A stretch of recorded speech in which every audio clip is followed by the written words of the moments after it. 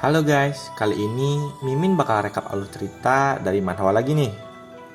Manhwa ini berjudul Jue Shi Qiang She Shi Xiang Hui Jia Zong Tian. Pokoknya ribet lah. Itu kan udah ada teksnya. Nah, itu sih dalam bahasa Cina. Kalau Indonya sih MC yang tak tertandingi hanya ingin bertani. Nah, oh iya, manhwa ini juga masih berjalan ya. Nah, tanpa lama-lama, mari kita ke ceritanya.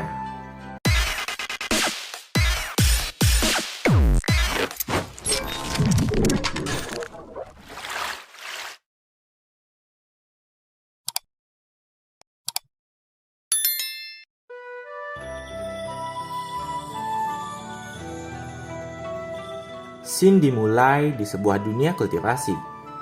Seorang pria yang mempunyai sistem Dao Dewa sangat senang karena telah mencapai prestasi Dewa Bordir yang ternyata bernama Chen Fan. Juga terlihat seorang gadis yang merupakan administrator sistem Dao Dewa itu yang menyelamati Chen Fan. Chen Fan yang sangat bersemangat, ia pun meminta sistem untuk mengajarinya cara berkultivasi. Namun, sistem berkata bahwa ia belum siap atau belum saatnya. Mendengar itu, Chen Fan menjelaskan bahwa dia telah mendapatkan prestasi dewa dalam seluruh pekerjaan rumah dan kesenian, juga bela diri, yang menghabiskan waktu 10 tahun. Chen Fan marah ke sistem karena keinginan untuk belajar kultivasi tidak diberikan. Namun, sistem malah menertawakannya. Chen Fan kemudian menyindir sistem balik. Sistem itu pun sedih, yang kemudian mengganti mode hosting. Seketika, cahaya biru menyelimuti Chen Fan yang menghilangkan semua pakaiannya. Chen Fan pun berteriak dan mengutuk sistem tersebut. Mendengar tuannya berteriak, anjing Chen Fan yang bernama Xiao Bei menghampirinya. Chen Fan memeluknya karena hanya dengan Xiao Bei ia dapat bercerita. Tiba-tiba, seekor burung besar melintas di atasnya. Untuk menghibur dirinya, ia akan memburu burung tersebut dengan Xiao Bei. Tapi pakai baju dulu ya. Ternyata, burung itu adalah salah satu penjaga sekte 100 bintang yang mengejar putri dari patriark sekte pedang Giok atau pedang awan yang bernama Ye Qingwu. Elang hitam menyerang Ye Qingwu dengan cakar petirnya. Karena alam mereka berbeda jauh, Ye Qingwu kalah telak dan jatuh ke tanah. Tiba-tiba muncul Chen Fan yang memanah burung tersebut. Panahnya tepat mengenai elang hitam itu yang membuatnya jatuh ke tanah. Saat Chen Fan dan Xiao Bei mendekati burung itu, mereka melihat Ye Qingwu. Chen Fan sangat kagum dengan kecantikan Ye Qingwu yang ditanggapi tatapan sinis oleh Xiao Bei. Saat itu, Ye Qingwu bersimpuh memanggil Chen Fan senior karena ia bisa membunuh elang hitam dengan mudahnya. Ye Qingwu meminta tolong ke Chen Fan, namun belum selesai berbicara, ia pingsan duluan. Ia pun dibawa ke rumah Chen Fan dan diobati. Chen Fan bertanya-tanya apakah obatnya akan berefek karena gelar dewanya atau gelar dewa obatnya hanya untuk manusia atau mortal. Saat Chen Fan keluar, Ye Qingwu terbangun dan kaget dengan kondisinya karena tadi masih terluka parah, sedangkan sekarang sudah sembuh total. Ia lebih kaget lagi saat tahu barang-barang di ruangan itu semuanya mengandung Dao yang sangat luar biasa. Jadi gini guys, Dao itu semacam energi spiritual yang berguna bagi para kultivator untuk meningkatkan kultivasi atau ranah jiwa dan kekuatan mereka guys. Nah, Dao ini juga ada di busur yang digunakan Chen Fan tadi ya. Juga dengan obat yang mengobati Ye Qingwu. Ternyata MC kita ini sangat kuat ya guys, karena dia dan sekelilingnya penuh dengan energi dao yang diidam-idamkan oleh para kultivator. Ya, walaupun MC belum bisa kultivasi sih, tapi kayaknya si MC juga nggak sadar tuh. BTW, nih Chen Fan kayak si Peng ya. Kembali ke Ye Qingwu yang kaget segera menemui Chen Fan dan bertanya asalnya. Dengan santai, Chen Fan bilang kalau dia dari bumi, fix. Ini sih pasti masih saudaraan nih sama si Peng. Nona Ye yang mendengar itu kaget dan bingung karena belum pernah mendengar tempat yang bernama bumi. Dengan asal ia bilang bahwa tahu tempat bernama bumi itu, yang mana tempat manusia yang kuat dapat menggapai bintang dengan tangan dan binatang iblis yang sangat kuat dapat menelan matahari dan bulan. Ya elah, nih Ye Qingwu asal jeplak aja ya. Mana ada yang begituan di bumi. Kalau binatang yang menelan negara ada tuh di Konoha kayaknya. Punya tanduk deh. Bener gak sih? Oke, lanjut. Chen Fan yang penasaran menanyakan keberadaan bumi ke Nona Ye. Nona Ye dengan polosnya bilang, karena bumi tanah ilahi, ia tidak memenuhi syarat untuk tahu tempatnya. Tiba-tiba saja ia bersimpuh dan meminta menjadi murid Chen Fan. Chen Fan bingung dengan keadaan tersebut dan menganggap Nona Ye memiliki gangguan di otaknya. Sakit nih perempuan, pikir Chen Fan. Tapi dengan lemah lembutnya, Chen Fan memberitahu bahwa ia hanyalah makhluk fana dan menyuruhnya jangan memanggil dia master. Nona Ye sangat kecewa akan hal itu dan ditinggal keluar oleh Chen Fan. Sesaat kemudian, Nona Ye tercerahkan dan menebak bahwa Chen Fan adalah immortal yang menyamar dan ingin menjalani kehidupan sebagai mortal atau manusia biasa. Segera, Nona Ye menghampiri Chen Fan di luar dan menanyakan namanya. Chen Fan pun memperkenalkan dirinya sembari menawarkan daging elang hitam tadi ke Nona Ye. Namun, Nona Ye menolaknya dan izin pergi dengan tergesa-gesa. Chen Fan yang melihat itu pun iri pada Nona Ye karena ia belum bisa menjadi kultivator, pikirnya. Di sisi lain, sekte pedang awan tengah diserang oleh sekte 100 binatang.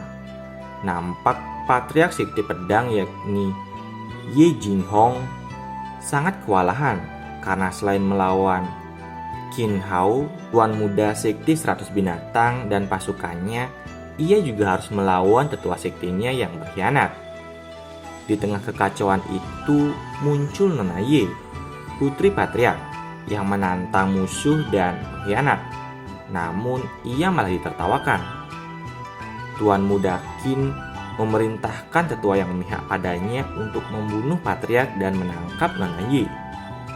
Dengan sekali tebas, Nona Ye berhasil membunuh kedua tetua itu karena level kultivasinya telah meningkat.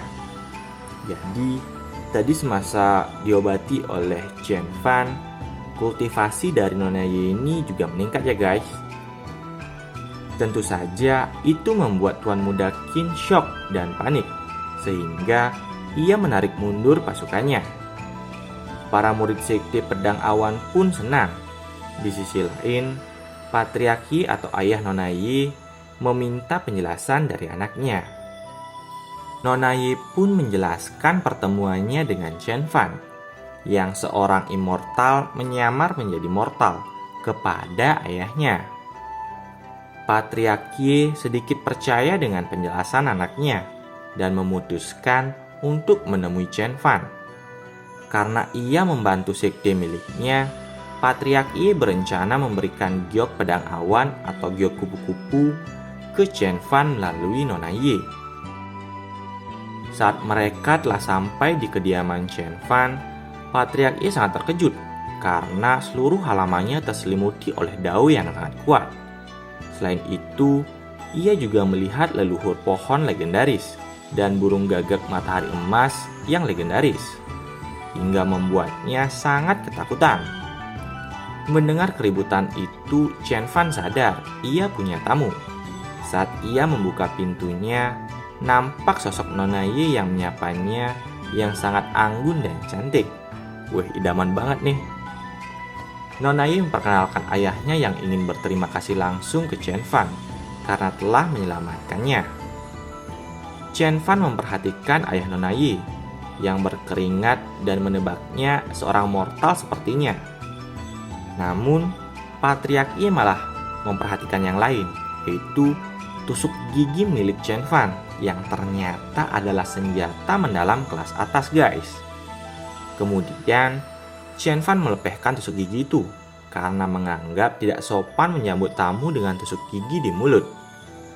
Nona Ye sama ayahnya mah udah bengong aja lihat kelakuan Chen Fan. Chen Fan kemudian mempersilahkan mereka masuk dan menghidangkan secangkir teh. Saat mereka minum teh tersebut, energi spiritual yang sangat besar masuk ke tubuh mereka. Energi tersebut bahkan menyembuhkan luka lama milik Patriark Ye yang tidak bisa disembuhkan oleh pil ajaib. Kemudian, Chen Fan menanyakan ke Nona Ye apakah membawa batu ujian jiwa. Segera Nona Ye mengeluarkan batu tersebut dari penyimpanannya. Jadi, Chen Fan ingin memastikan apakah dia punya roh bela diri atau tidak, guys. Kalau di manhwa itu kayak akar spiritual gitu, guys. Nah, setelah cukup lama meletakkan tangannya di batu itu, tidak ada reaksi apapun sama sekali. Tentu hal itu membuat Nona Ye sangat kaget. Sedangkan Chen Fan hanya pasrah sambil meninggalkan ruangan tersebut. Di sisi lain, ayahnya tidak percaya dengan kejadian tadi, yang mana ia berpikir bahwa itu adalah konspirasi Chen Fan yang menggunakan cara misterius sehingga batu ujian jiwa menjadi tidak valid. Patriark Ye malah mengagumi Chen Fan dan menganggapnya layak menjadi seorang master. Patriark Ye juga menjelaskan bahwa keinginan Master Chen adalah merasakan kembali menjadi mortal, dan itu adalah kesempatan Ye Qingwu untuk menghibur senior yang ingin merasakan kehangatan menjadi mortal. Mendengar itu, Nona Ye menghampiri Chen Fan dan menghiburnya dengan berkata, mungkin ada masalah dengan batunya. Bahkan, jika kamu tidak bisa kultivasi, masih lebih bagus menjadi mortal, kata Nona Ye menyemangatinya. Ia juga memberikan giok kupu-kupu tadi kepada Chen Fan sebagai tanda terima kasih, yang mana itu diterima oleh Chen Fan karena menganggap itu hanya giok murahan, guys. Nona Ye dan ayahnya pun berpamitan pulang. Namun sebelum itu, Patriark Ye menawarkan diri untuk membuang sampah Chen Fan karena di dalamnya ada tusuk gigi tadi, guys. Chen Fan pun berterima kasih dan memberikan daging elang hitam sebagai camilan mereka di jalan.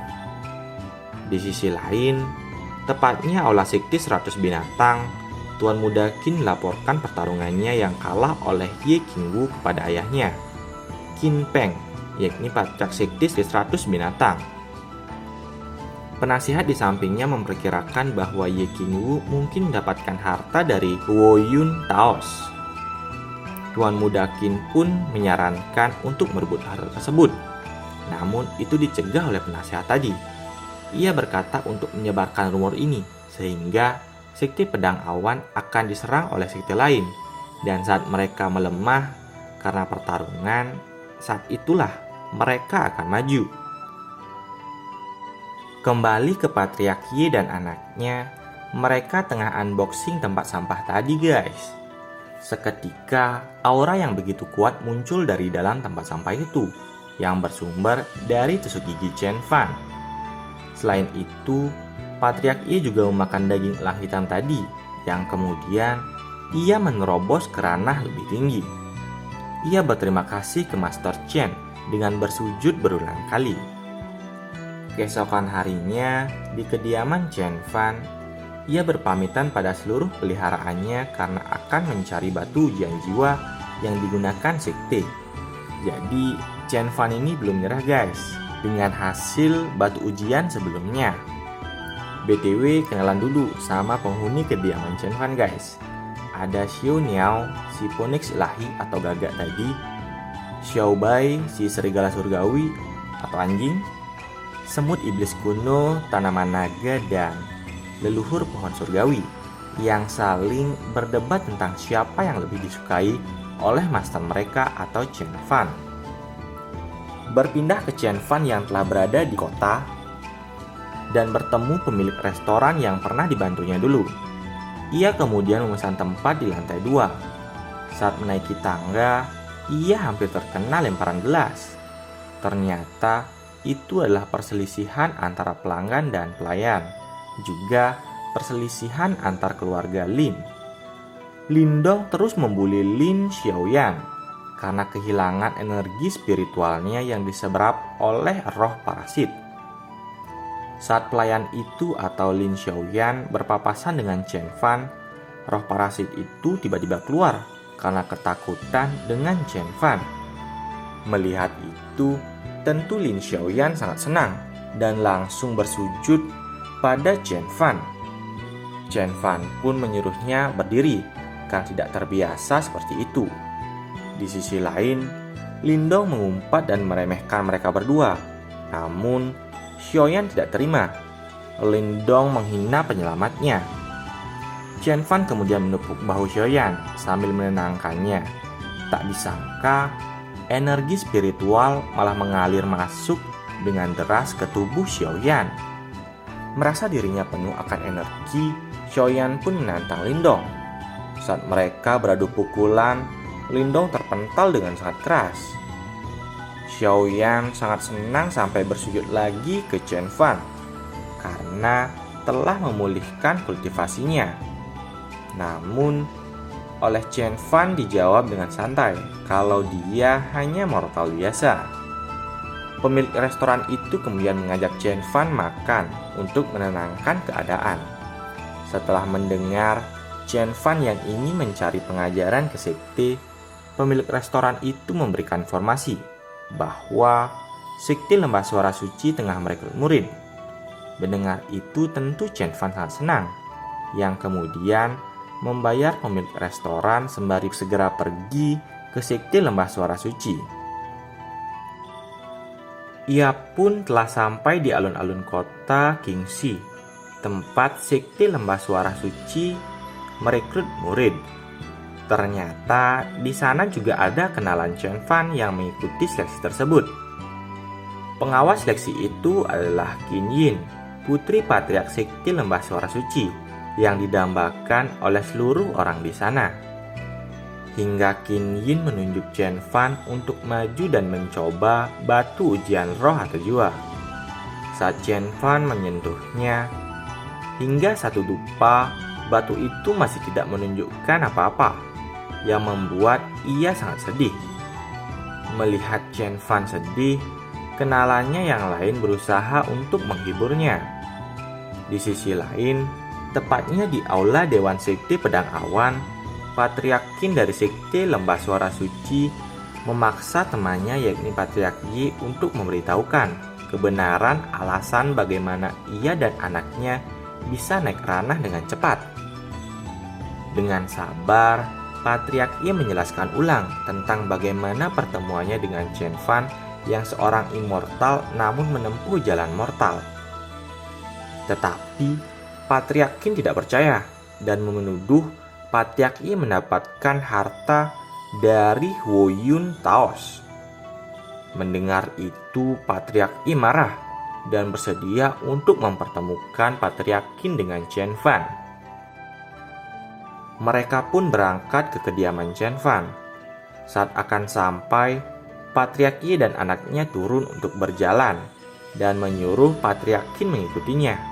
Namun, ia malah ngeyel dan tetap terbang ke kediaman Chen Fan.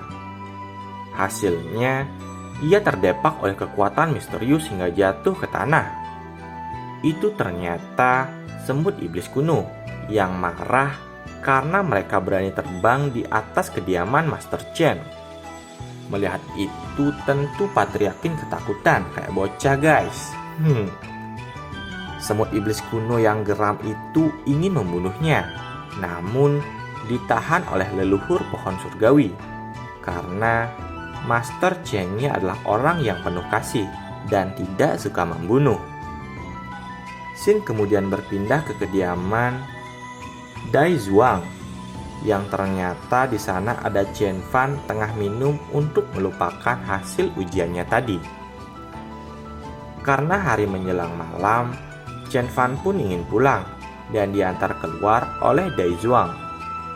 Saat itu, mereka melihat seekor kuda yang mencuri daging Dai Zhuang. Tentu saja, ia segera menarik kembali daging itu dari kuda tersebut.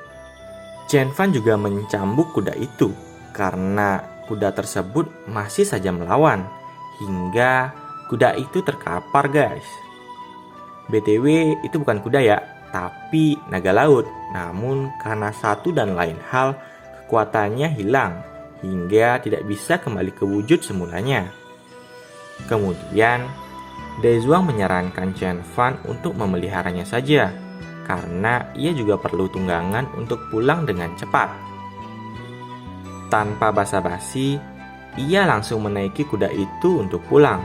Walaupun kayaknya tersisa kali ya tuh kuda, naga dengan berat Chen Fan yang kayak gunung katanya.